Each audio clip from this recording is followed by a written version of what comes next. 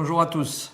Nous avons souhaité, avec plusieurs petits films, vous expliquer, vous sensibiliser au projet de loi de transformation de la fonction publique. Plusieurs thèmes sont dans ce projet, il y a 36 articles qui chamboulent totalement le statut général des fonctionnaires. Dans ce premier film, on va vous expliquer, surtout pour les agents, ce que ça va comporter comme risque et comme inégalité en termes de carrière.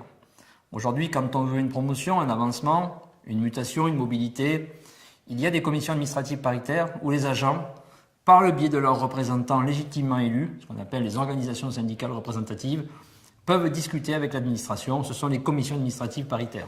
Et dans ces commissions, les organisations syndicales et l'employeur, quel qu'il soit, peuvent discuter justement de la situation particulière des agents, regarder pour l'avancement, pour la mobilité, que les critères principaux soient respectés.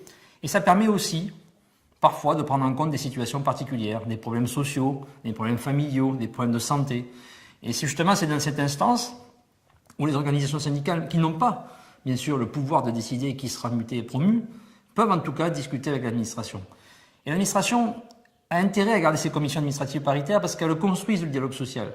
En 1946, lors de la création du premier statut général des fonctionnaires, quand Maurice Thorez, alors secrétaire d'État à la fonction publique, explique que ces CAP ne seront que consultatives, il prend en compte tous ces éléments. Pourquoi elles ne sont que consultatives? Parce que ça permet à l'État, à l'employeur public, à la fois de faire du dialogue social, d'avoir de la représentation des agents, mais de garder bien sûr ses prérogatives en matière de puissance publique, parce qu'il faut évidemment s'assurer, et ça c'est le rôle de l'État, que dans tous les départements, dans tous les territoires, il y a une égalité de traitement et donc suffisamment de fonctionnaires pour effectuer les missions.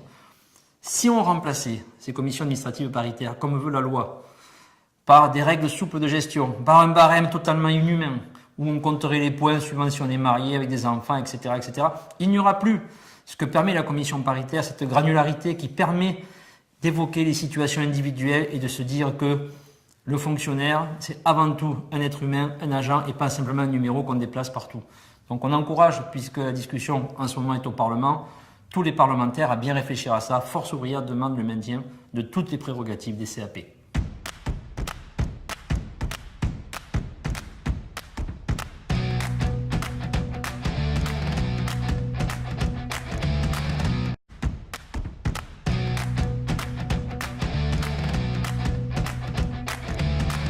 Dans ce projet de loi de transformation de la fonction publique, il y a quelque chose d'absolument extraordinaire.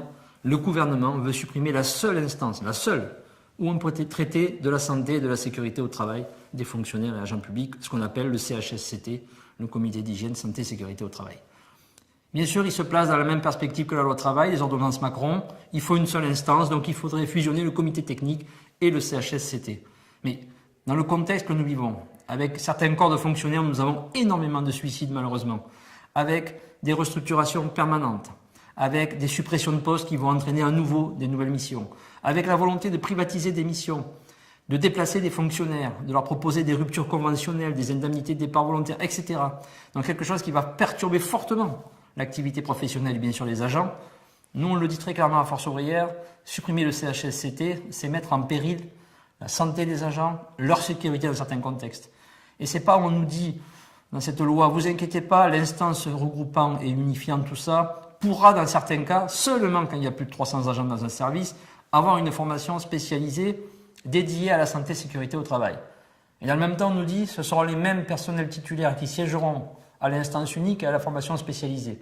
Donc nous n'aurons plus forcément des agents qui avaient cette expertise, qui étaient formés pour justement anticiper dans toute réorganisation, restructuration, quels étaient les problèmes de santé, de sécurité au travail.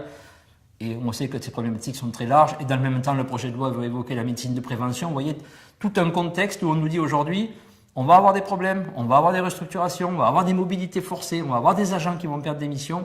Et qu'est-ce qu'on propose? Supprimer l'instance où on pourrait discuter de cet impact. Nous, on le dit aux parlementaires, surtout ne supprimez pas le CHSCT. Supprimer le CHSCT, c'est augmenter les risques psychosociaux et leurs conséquences.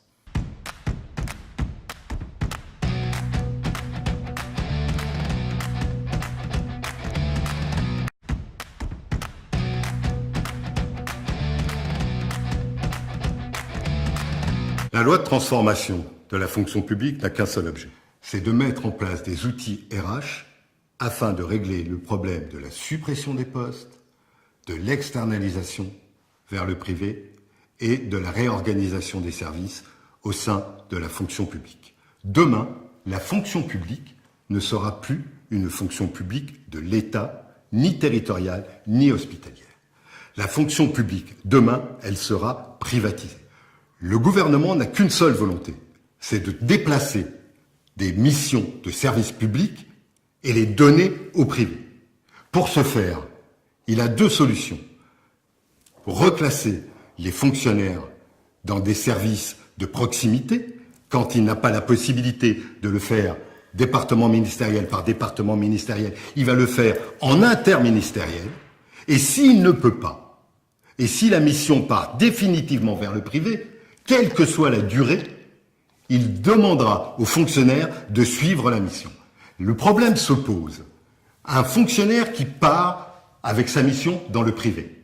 Même si le gouvernement laisse entendre à travers ce titre 4 qu'il aura la possibilité de revenir dans la fonction publique, il faut simplement savoir, mes chers camarades, que demain, le poste de ce fonctionnaire dans le public sera supprimé. Donc le fonctionnaire n'aura aucune possibilité de revenir, ne serait-ce que dans son département ministériel. Il aura peut-être la possibilité de revenir dans la fonction publique, mais on va lui proposer un poste sur l'ensemble du territoire. Bien évidemment, il refusera. Donc ce fonctionnaire sera obligé de garder son poste dans le privé. La volonté de ce gouvernement, c'est pas de faire de la mobilité choisie, c'est de faire de la mobilité contrainte. Le gouvernement fait de la mobilité l'alpha et l'oméga de sa volonté de supprimer 120 000 postes sur le quinquennat. Donc, bien évidemment, nous ne pouvons accepter, nous, à FO, une telle dégradation du service public. Nous sommes pour une fonction publique de proximité. Nous sommes pour une fonction publique régalienne. Nous sommes pour une fonction publique tenue par des fonctionnaires. C'est l'objet même du statut de la fonction publique. L'égalité, la continuité du service public, la fraternité et la laïcité. Pour FO, le statut de la fonction publique est la pierre angulaire des valeurs de la République.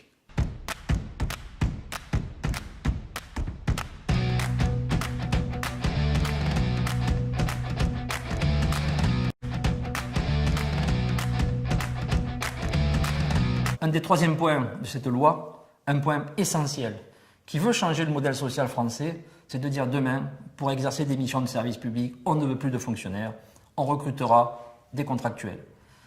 N'oublions pas qu'en 1946, quand nous avons créé le statut général des fonctionnaires, si on a décidé, parce que le statut général c'est une loi, de placer les fonctionnaires sous la protection de la loi et non pas comme dans le secteur privé, dans une relation contractuelle avec l'employeur, c'était pour que justement les fonctionnaires, à la fois, puissent s'exonérer de tous les changements et aléas de la vie politique, puissent éviter les pressions ou les lobbies de certaines grandes entreprises et, protégés par cette loi, puissent justement servir les usagers, quelles que soient leurs origines, leurs moyens, leurs croyances, de la même manière, c'est-à-dire de manière égalitaire, avec aussi la neutralité, l'indépendance, qui convient à tout ça, c'est-à-dire à la mission de service public et à l'égalité de traitement de l'usager. Quand le ministre aujourd'hui, Olivier Dussopt, qui risque malheureusement de rentrer dans l'histoire, si jamais cette loi voyait le jour, et de rentrer dans l'histoire de manière néfaste, à la fois pour les fonctionnaires et pour les usagers, nous dit demain je veux que, quelles que soient les missions quasiment, quelle que soit la catégorie de fonctionnaires A, B ou C, on puisse recruter un contractuel quand il n'y a pas de fonctionnaire, quand un fonctionnaire part à la retraite. Et il nous dit en plus des contractuels précaires, puisque ce qu'il propose, c'est comme dans le secteur privé avec la loi travail, il y avait le contrat de chantier, il nous propose le contrat de projet. Contrat de projet de 6 ans, non renouvelable, non CDIsable et non titularisable. Donc en gros, de la précarité, et on sait tous ici que demain, quelqu'un qui va avoir ce contrat de projet de 6 ans, il n'est pas prêt d'aller acheter une maison, de s'installer dans la vie, puisque n'importe qui lui dira, au bout de 6 ans, vous n'avez plus d'emploi, vous n'avez plus rien, puisqu'on ne pourra pas vous titulariser ou vous CDIser.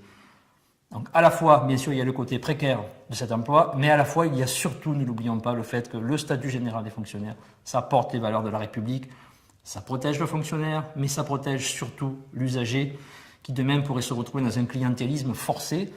Et ne l'oublions pas aussi, dans la fonction publique, il y a la haute fonction publique. Et si la haute fonction publique demain devait se résumer à la fonction publique des copains, c'est-à-dire que ceux qui sont au pouvoir recrutent par contrat pour diriger leur politique publique, leurs amis, ce qui est différent d'avoir des fonctionnaires qui appliquent une puissance publique, nous n'aurons pas le même modèle social. Donc, les députés ont une tâche énorme sur ce dossier, une responsabilité forte. Quand il y a encore de fonctionnaires constitués, continuons de recruter des fonctionnaires.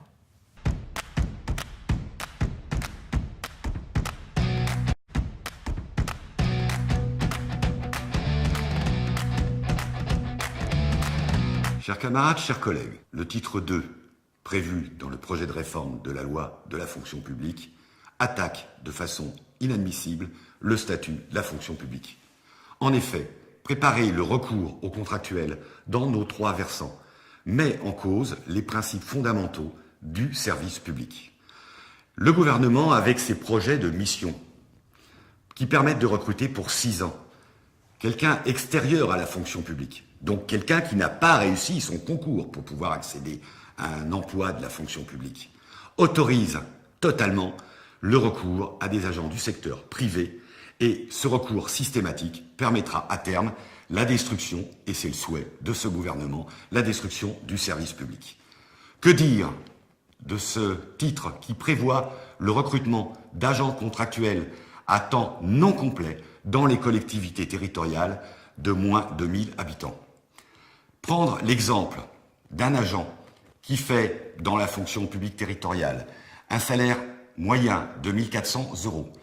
Demain, lui demander de travailler à mi-temps et de gagner 700 € est une façon encore un peu plus grande de paupériser le secteur public par rapport au secteur privé.